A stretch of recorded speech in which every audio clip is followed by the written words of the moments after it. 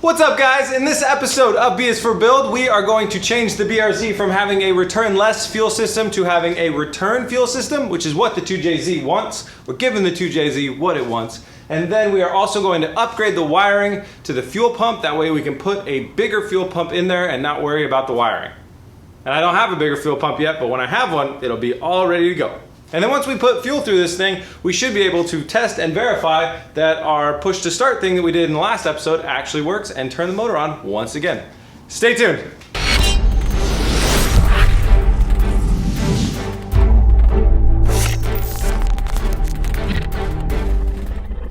Getting to know the BRZ fuel system, it is a return-less fuel system. So meaning that the car knows how much fuel pressure to send and by different computers and different things like that. Fuel pumps over there. It pumps fuel to the front up to where the engine needs it, and then it uses that fuel when it has it, right?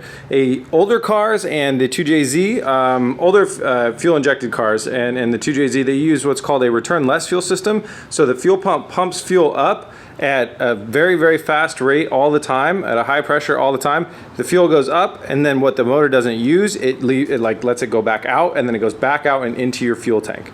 So that's what the 2JZ has, and that's what we have to convert this car to. This car actually has two lines right here. These are both the fuel lines. The third one here is a evap line, so it's like an emissions thing to help your emissions better, I believe, or help with the environment at least. So it's got two lines, and these two lines run back down there as far as I can see. I need to do more research and see how far they go back. Basically, both those lines were pressurized, and they sent fuel to the right bank and the left bank of the BRZ motor. And what I want to try and do now is make one the return line. So I'm going to have to separate these things because they both have the same source. So I'm going to have to separate these things wherever they do connect back together and see if I can do that. And then if I can do that, then I could tee off from there, separate it, and run one as a return line and have one as the feed line, and we'll be all golden. So I got to do some research, hop under the car, follow those lines back, and see where they kind of do their thing and how it becomes one.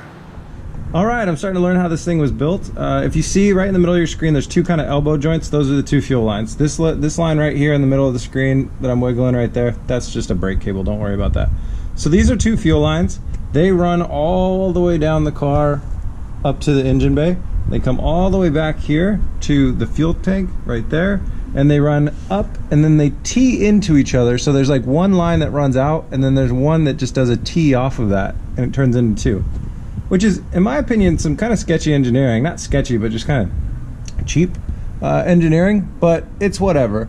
So that T is what basically creates these two fuel lines that are supposed to distribute fuel to the motor, and that's what I gotta basically stop. So my game plan is I'm gonna work with this one right here, and I'm going to unplug it, which is gonna cover me in gasoline, and then we are going to, I gotta run down to the auto parts store and get another piece of metal fuel line and build a plug for this, which will stop the fuel from coming out of that. And then I will, once I've got that figured out, then we will just have a single direct line that's exactly what the Toyota engine wants, what the 2JZ wants. And then I can use this other line as a return line, and that's as easy as attaching some rubber hose to the end of this thing right here, and running it up into the top of the fuel hat. So fuel pump hat. So that's the game plan. I got to take that off, and then I got to go figure out how to build a plug.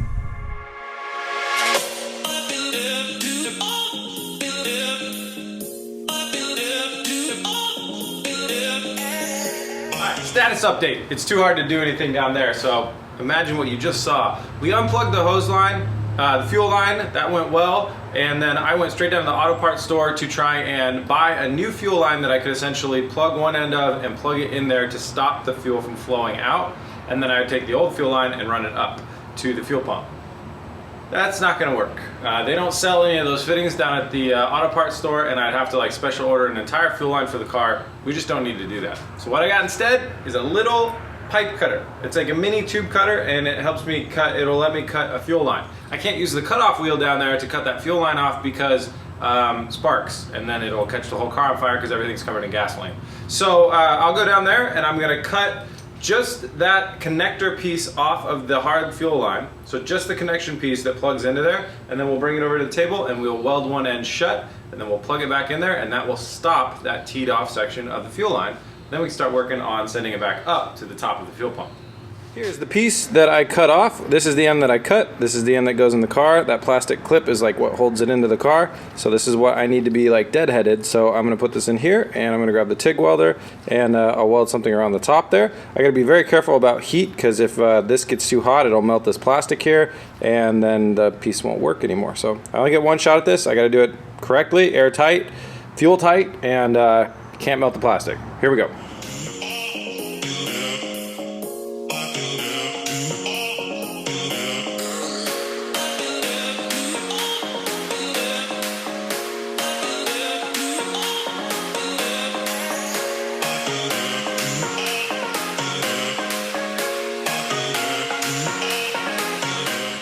All right, here we are. This is the little piece. The paint's still wet. I just threw a coat of paint on there so it wouldn't rust, but what I did was I took a nice little Allen bolt, stuck it in the head of this. It was like a really nice fit inside there, and then I just welded all around that joint so nothing would be able to get out. And I actually was able to take the little plastic piece off, which we can put back in now. So that kind of clips on like that. And that's that. So this piece is done. That's basically a block off so that line running up to the fuel pump won't leak any fuel. Next thing that we got to do is, well, we got to let this dry, and then let's move over to the fuel pump inside the car and start disassembling that. Okay, so if your car's like mine, the back seats will already be out because you never put them back in from when you swapped your interior. Anyways, we're going to go full leather again in this car, leather heated seats. Right now we have cloth. We're going to go back to leather by stealing some out of the BRZ out front. Anyways, fuel pump's under there, so what I got to do is you have to just basically pry this off. It's sealed on there with some gasket sealer.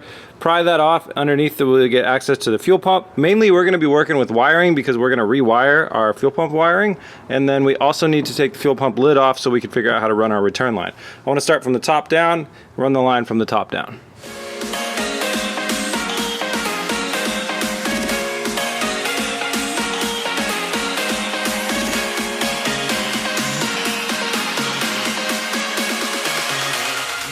Okay, so that's what the fuel pump looks like when you have the case off, and inside here is the fuel pump, and this is basically the fuel pump housing and the hat and all that other stuff. On a standard fuel pump, it's same as the Mustang basically. You have 4 wires coming off. One of them is going to be power, one of them is going to be ground for the pump, and then these other 2 are normally power and ground for the fuel level gauge basically. I mean, it's got a little float in there and it goes up and down on a sliding scale, and that's how it sends the signal of how much fuel is in your car. I'm not going to mess with those wires because that's working perfectly.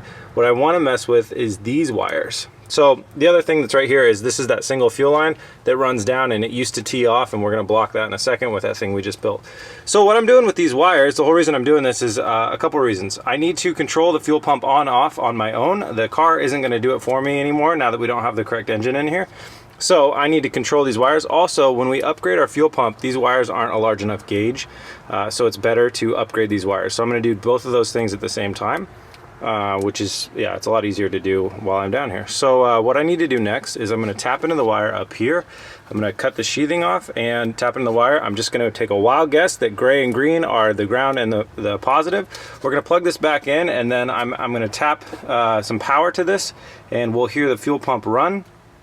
To make sure it doesn't just straight up spray fuel on the ground, I'm going to plug the thing with the plug we just built. Then we'll hear the fuel pump run, and I will know that that's the right wires, and then we can start wiring this thing up. Okay, I'm sure this is more than a little bit hard to see, but I wanted to show you guys this. So I plugged the thing in the bottom with the plug that we just made. So now we have one fuel line that's running up to the front, and that also has a bolt in it. And I'm hoping to test this for such a little amount of time that I'm not going to pressurize it and shoot gas out the front. So these are the wires that run through into that clip, or that plug, and they're plugged into the fuel pump. Ground is going onto this battery pack right here. This is a jumper pack that I have. Positive's right here. So what I'm looking for is when I touch this green wire that I think is the positive wire, I should hear the fuel pump run just for a second, and then I'll take it off. Yep. Okay, so you probably weren't able to hear that, but that was the fuel pump running. Yeah, I think I just sprayed gas out the front. So that's it. Those are the positive and the ground for the fuel pump, and that's what I need to work with. These are actually pretty heavy gauge wire, so I don't have, they're much bigger than I thought, so I'm not going to have a lot of worries with these, but I'll trace them back, and I need to run my own wires anyway, so I'm going to trace them back. The next step is to kind of run them out here along the side and up the front into our fuse panel. No, not a fuse panel, our relay package thing. Relay package!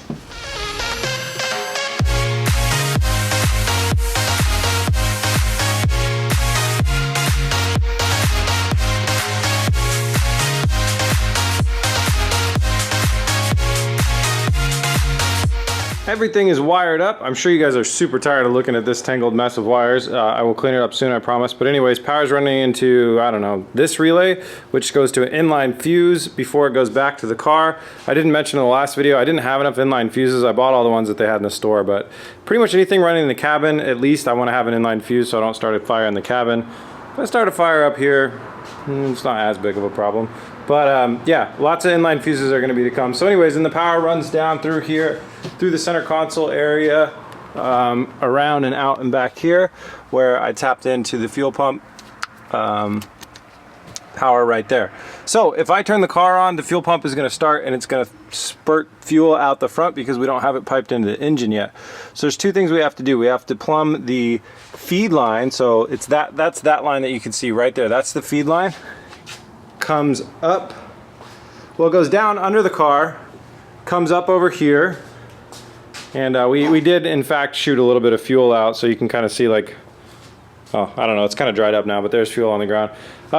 This is the feed line, and this is our return line. So we have to finish plumbing our return line because it has to go back in to the fuel tank, and then this is our feed line, which we have to plumb too. So if you guys remember the first episodes that we did with the car, there's a feed and return line. Here's miscellaneous hoses that were used for that.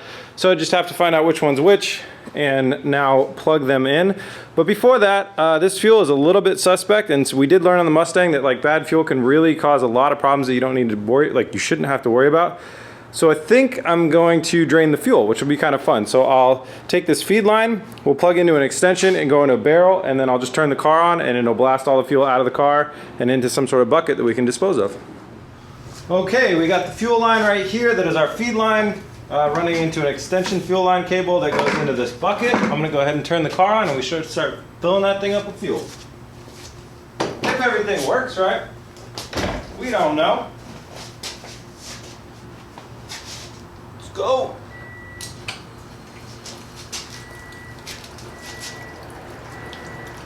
I hear a fuel pump running. Check it out. There goes our gasoline. So that's the Subaru fuel pump running at maximum. Alright, well, I guess I'm going to run this for a while until it starts to make weird noises like I'm out of fuel, and then I gotta go shut it off very quickly. Alright, that's all done. We got the bad gas out, or the old gas. I didn't know if it was bad or not, but I got the old gas out, and I got about 2 gallons of regular gas back in. I just went with regular, not premium. I don't know. So let's see. Next thing that I got to do is plumb the rest of the fuel lines, and then we're ready to give it a try to try and start the car. So I'm going to go ahead and plumb the lines up front to the 2JZ engine, and then we'll go to the back, and I'll show you guys what I'm going to do. I'm going to drop the line from the fuel pump in the back, drop it back down, it'll go underneath the car, and then we'll plug it in to that line that we cut off, which is the return line that comes up here.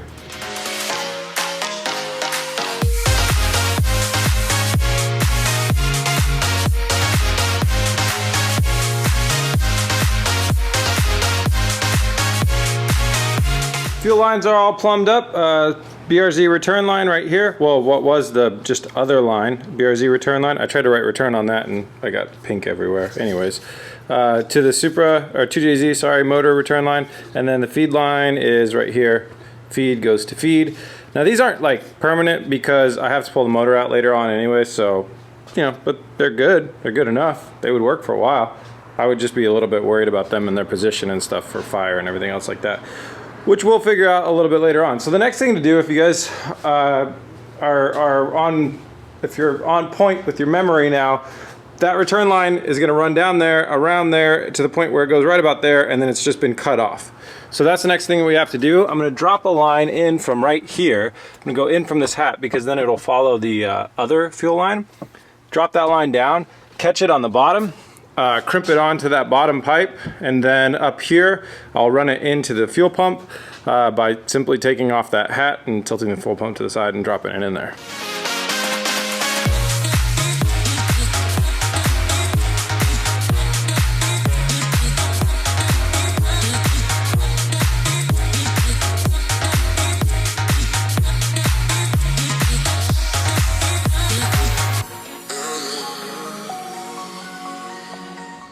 All right, well, the plumbing's done. This car is ready for the sketchiest start of its career.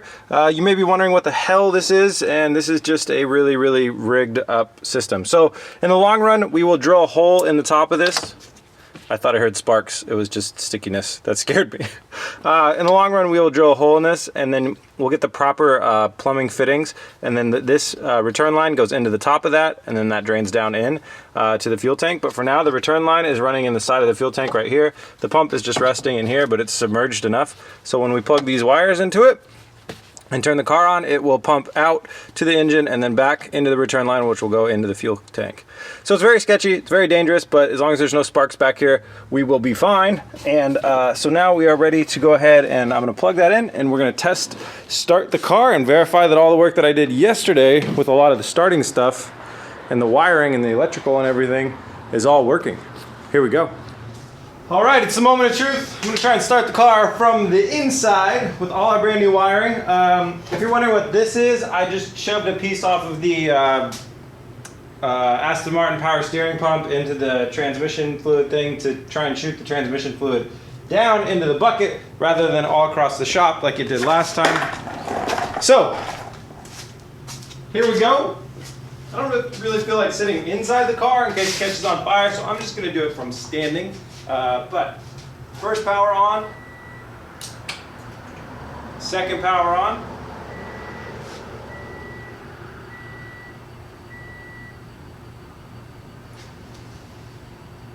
ECU's running, but I'm not hearing the fuel pump. Oh, I didn't plug the fuel pump in. Time out. Okay, fuel pump's plugged in, ready to go. Here we go.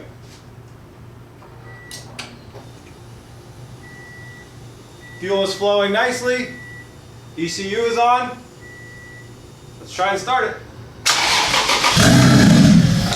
It works! One more start just for funsies. Yes!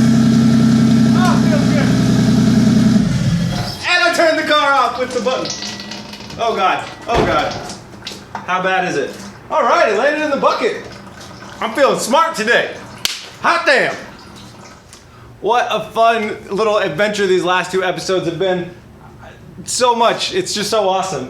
Once we can control the throttle, once I finalize the fuel pump and I can control the throttle, that's like it as far as the two things talking to each other, I think, that we need to do. It's like, it's getting close to having an operating engine. I got a machine shop already picked out to machine the parts that I need to adapt the transmission. Like, I'm so excited. This is really, really coming along. This was the part that had me the most worried, and yeah, it's taken care of. Thank you guys so much for watching this episode. I gotta stop it there. I have to catch a flight tonight to go out to LA for a very not fun reason that I will tell you in the next episode. But thank you so much for watching.